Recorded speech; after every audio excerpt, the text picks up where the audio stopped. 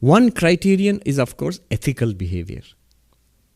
An enlightened one is not bound by ethical behavior, but generally an enlightened person would not be unethical.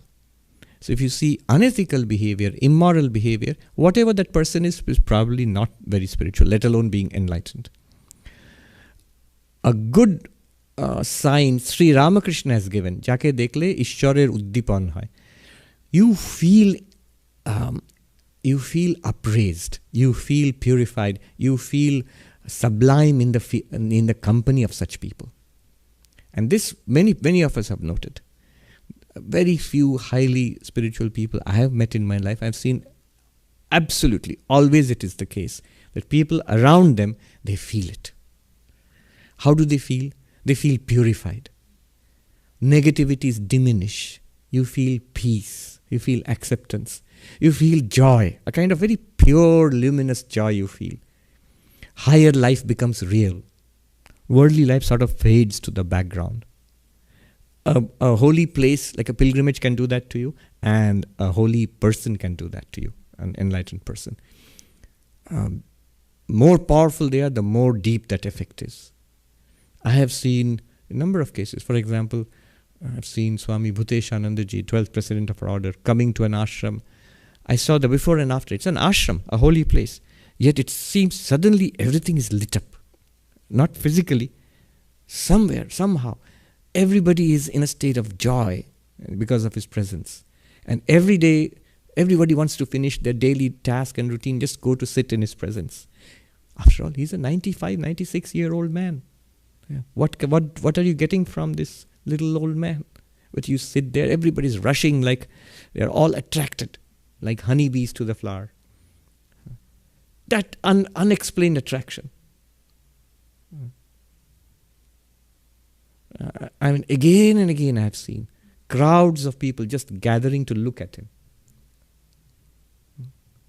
So what is it, that attraction? That shows some kind of, that shows enlightenment. And you can see it more extraordinarily, of course, in the case of avatars. We read of Chaitanya Mahaprabhu in Puri, in Jagannath Kshetra, in Puri. What extraordinary depictions, and they're so vivid. They must be depictions by people who were there. Kirtan, singing and dancing is going on at night, and the whole crowd around, they're playing the drums and cymbals, and Hare Ram, Hare Krishna, they're singing. And in between them is Chaitanya Mahaprabhu in ecstasy. He's not aware of the external world, and only half aware, and therefore, and he's singing to the song and dancing. And there are beautiful description of people holding up these firebrands, this mashal, and lamps. They're holding it up so that they can get a glimpse of his face. And this huge crowd is entranced. See, we can't see God, but here is one who is literally seeing God right at this moment, and it's expressed in his face. That's what stuns all of us.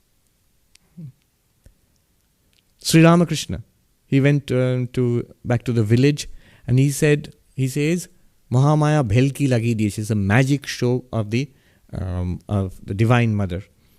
He had no rest for days on end. Wherever he goes, crowds of people gather around to look at him. And he says in Bengali, takuti takuti, that means the play of the drums. Everywhere you go, groups of musicians arrive, and they want to sing and dance with him, take the name of God. And he can't sleep at night. People pressing all around.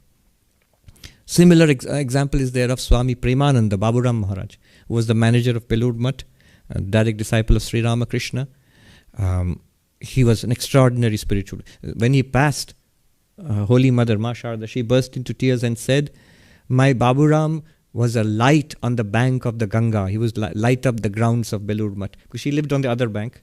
And she felt his presence as a light shining on the other side of the river. And he has gone out. That light has gone out now. But there's a description of Sri Ramakrishna's birthday. Swami Premananda is in charge of all the festivities. Crowds of people coming, musicians, they rush towards him and surround him, and they sing, and he just stands in silence or in ecstasy, but they're seeing him. There's this particular thing, a small description which I found unforgettable. In the afternoon, with all this pressure, In the afternoon, he wants to take a break, the famous Indian afternoon siesta. So he goes to this place which is called the visitor's room. It's still there in Belur Math now. It has got many windows all around. So he goes and he wants to take a nap there. And all the windows are thick with people who are looking down at him, just to see his face while he's sleeping. What is that attraction? It's the attraction of God. And it's something that we are feeling all the time. Whatever we do in life, Swami Vivekananda says in Bhakti Yoga, whatever we do in life, do you not see that one force behind all the good in this life? The love of the mother for the child, the love of the greedy man for his money, the love of the politician, the ambition for success and power in the world, the tremendous urge for scientific discovery among a researcher, the tendency of the writer, the artist for artistic expression, pouring themselves out. Swami Vivekananda says it's one force, and at its higher end, it is the saint, searching for God. But it's the one force everywhere, playing in all human beings, in all civilizations, in all life itself.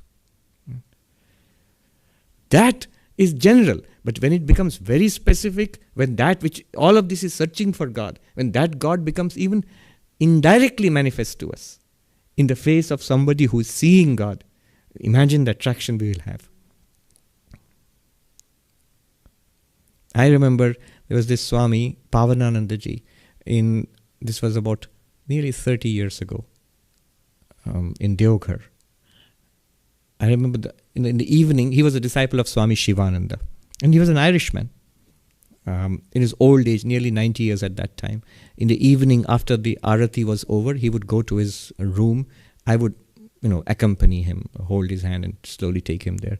Before he would leave the temple, he would turn around and bow down to Sri Ramakrishna. I still remember the first time I saw him do it. I was walking towards him. He was going down, but before he left the temple, he turned around, facing me, looking over my shoulder at the pictures, at the images on the altar. I tell you, every hair on my body rose. Literally, it's as if he was seeing this divine presence. I whipped my head around to see what he was looking at. He was just looking at the pictures, but I'm sure he was not seeing what I was seeing. I was seeing the pictures of Sri Ramakrishna, but he was seeing a living presence. Now, what I'm saying is, just the expression on his face, how is it that 30 years later, it is most vivid. I close my eyes, instantly it is there. It is a reflection indirectly. Here is a person, I believe, seeing God, and I'm seeing the expression on his face. It's unforgettable. In this life, if nothing happens, I've seen those things. I know another monk like that, who was a disciple of Swami Shivananda, Nirmuktananda, who lived for more than 100 years. I used to talk to him, Upen Maharaj. Another monk, a senior monk, he saw me talking with this old Upen Maharaj, Nirmuktanandaji, and he said, and this other senior monk who told me was is a very accomplished man. A lot of things he has done in his life. He said, for all I have done in my life, he said, I had considered myself fortunate to roll on the dust on which this old monk has walked. That's my stature compared to him. And I understand his feeling. So this is the feeling you get when you come near a person, let alone avatar, such persons who probably are highly spiritually advanced. I don't know who's enlightened or not.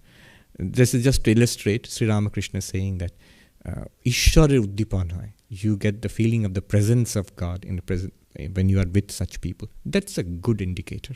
Again, all indirect indicators.